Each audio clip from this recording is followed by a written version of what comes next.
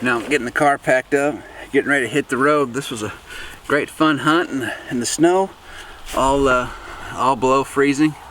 Late winter, February, I think 7th today. This video is loaded with tips from beginning to end.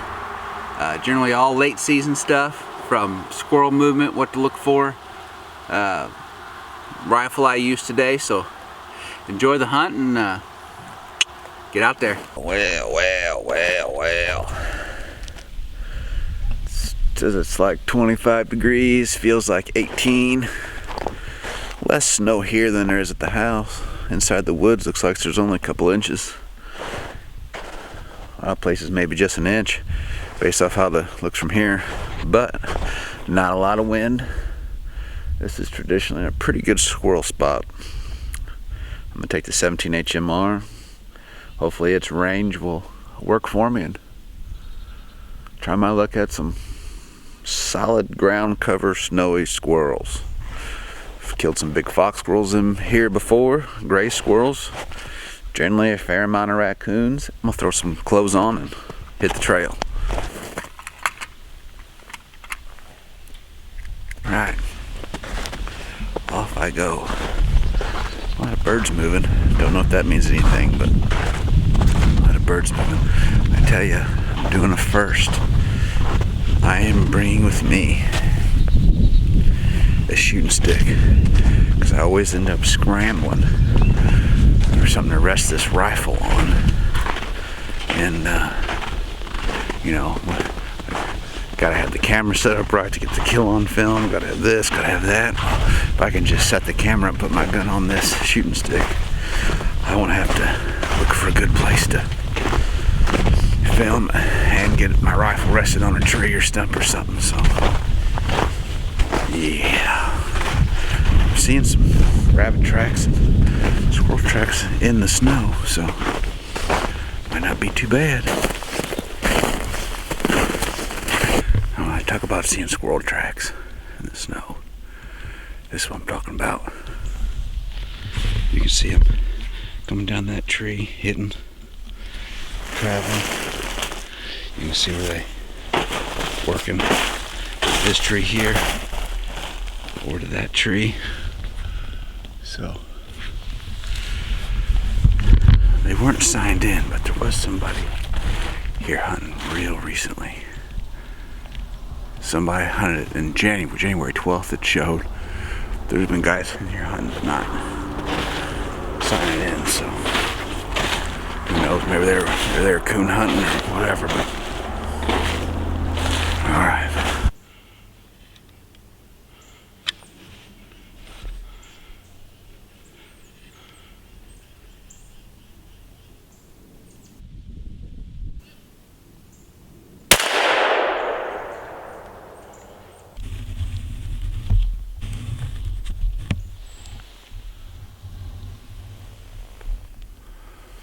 Wow. I hiked past to where I seen them guys' fresh boot tracks stop. And I just sat down next to these two big oak trees here. And I sit down, get the camera kind of leveled out, get my shooting stick here laid next to me, and I look 30, 40 yards in front of me. I seen one run up a tree, stop on a horizontal branch that stuck out from it. Tried to zoom in through the limbs, grab my shooting stick, put the crosshairs on the little patch of fur I could see. Pulled the trigger and looked like the 17 did its job.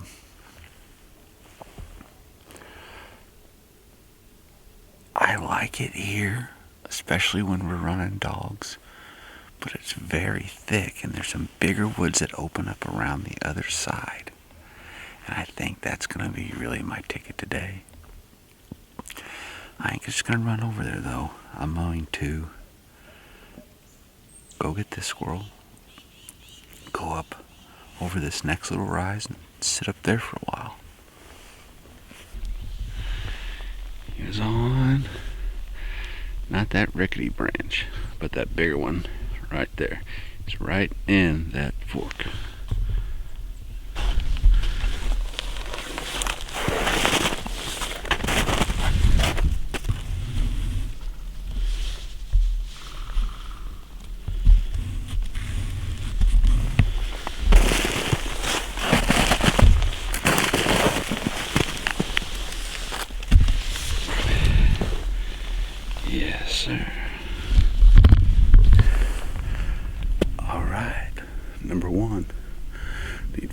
for a limit. Late season squirrel hunting techniques. Especially if it's cold. If you live in a place where it's cold or there's snow in the ground. Most of the time you ain't going to be able to sneak up on them. So you got to go to a good spot. Sit there 15, 20, 30, 40 minutes. Depending on how many squirrels are in your area. If you sit there for an hour, I guarantee if there's one that you ran up a tree, he's going to come back down. Like this spot I just sat at. Shot that first squirrel, moved forward about 100 yards, sat back down. And I sat there for about 25, 30 minutes. And it looked like a lot of maples and not a lot of nut trees in this exact area. So I'm going to move forward and find me another spot, sit down, wait another chunk of time. Because what happens when you move through the woods, they'll run up in a tree and hide, and then you walk past them. But if you sit down, let the woods get back to the way and they were before you were there, they'll come back down and resume their activities.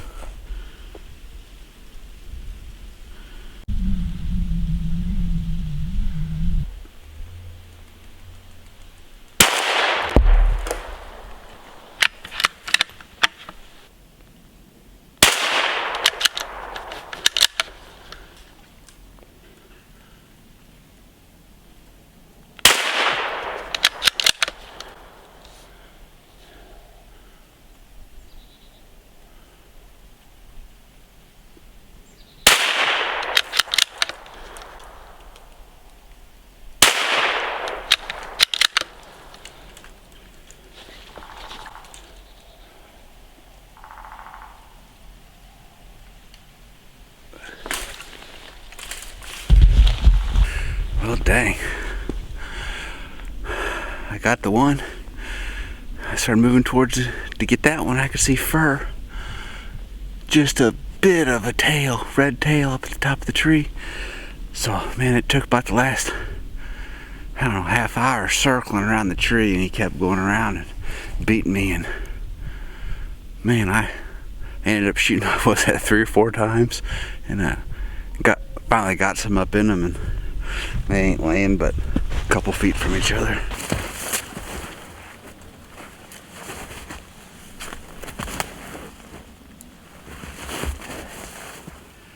Oh boy.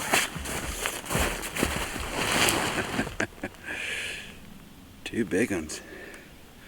Looks like they're both males. Well, that's odd being in the same tree. Headshot on him, and this one he got shot up in the front half. Then wherever all else, he's some meat off these suckers. Need 2 more for a limit. We'll keep heading down to where I originally wanted to go. It seems to me that the fox squirrels move more in bad conditions. When I'm deer hunting and it's very nasty out, I tend to see them more than the grays. High wind, I tend to see them out more than the grays. A couple of years ago I was hunting about an hour and a half, 2 hours north of here, and it was cold, below freezing, and like 30, 40 mile an hour winds. And I missed them, but there was fox squirrels, 2 of them playing around pretty good, and they were chasing each other, and they ran up a tree, and boy, they got to a big old den hole I thought they were going to go into, and a big gray squirrel came out and ran him away. And, he was in his den, but them fox squirrels, they were out messing around.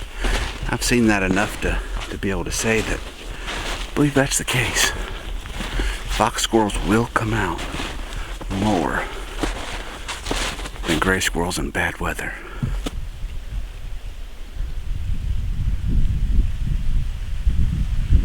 Mr. Private.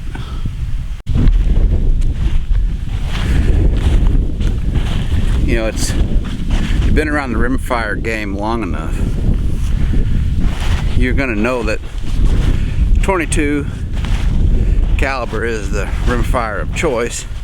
They make a 17 Mach 2, which is a 22 long rifle neck down to 17 caliber, and make a 17 HMR, and make some other 17 calibers, I make a 22 Winchester Magnum and stuff along them lines. Well, late season like this, you know, I lean towards my 17 HMR. You know, it's loud walking, everything's open, and you can't hardly get up on them. This 17 HMR lets you reach out and get them very accurately.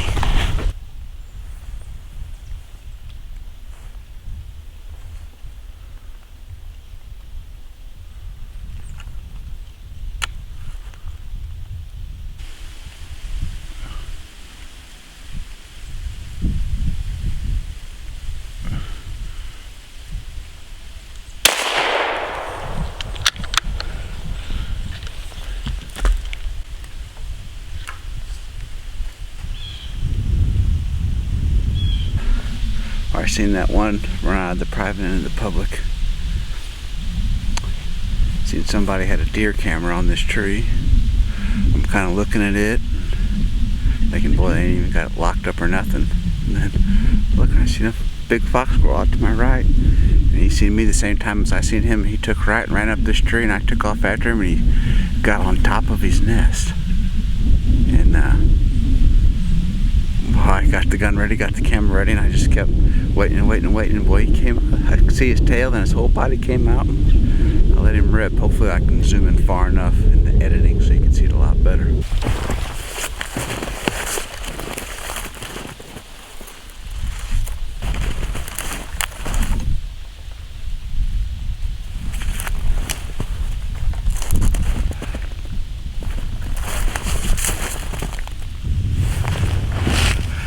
Something I did do today is I opted out of carrying a backpack and brought a bunch of duck decoys years ago, and I think they gave me one of these for every dozen that I bought. I had a little bag full of them, and just old duck totes.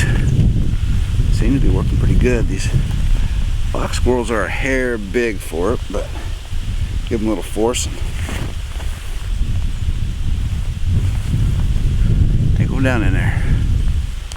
Alright, when I was walking up on this one, I don't know if a hawk or something ran down this way, but out in front of me, and I heard squirrels light up all over the place, so that's where I'm heading next.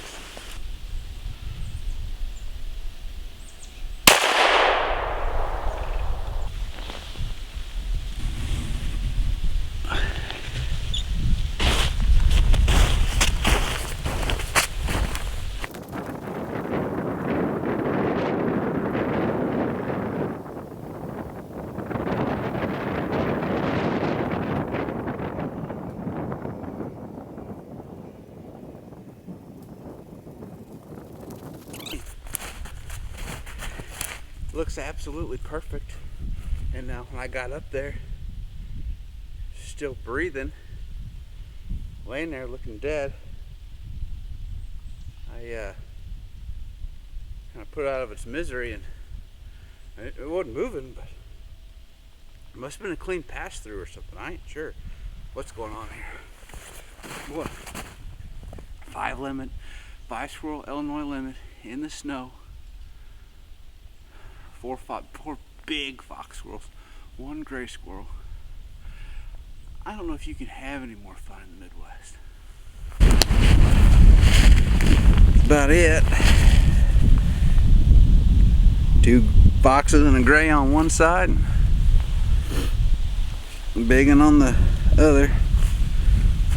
I think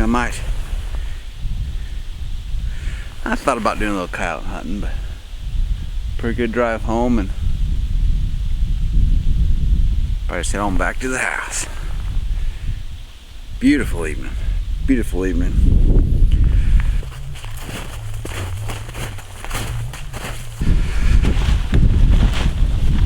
Something else for you guys to think about. When I was younger, I spent my summers around a lot of country guys. I actually live in the city, but spent my summer around a lot of farmers and whatnot, and they always said, when you're squirrel hunting, don't just look for a squirrel. You're gonna have a hard time seeing him. Look for a tail, look for his cuttings, look for any kind of body part, and just straight squirrel sign. And, you know, it took me years to really sink into that, and a lot of that really didn't click until I started hunting with my buddies that run squirrel dogs down south. You know, then squirrel dog's tree, I mean, most of the time you don't see the whole squirrel. You see a side, a leg, a tail, a head, tiny bit of movement. And man, on this hunt, that really helped me, because as you can see, the footage wasn't crystal clear. And you know, the squirrels up front, a lot of them was further away, and I can only see a leg or this, that, whatever it may have been, but everything was other than picture perfect.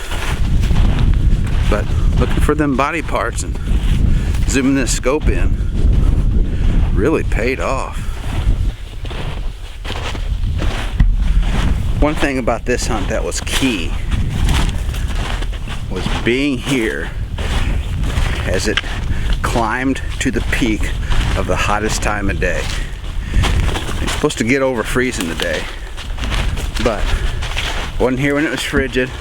I was here as it got rose right up to the peak, and within probably half hour of the peak I had my limit.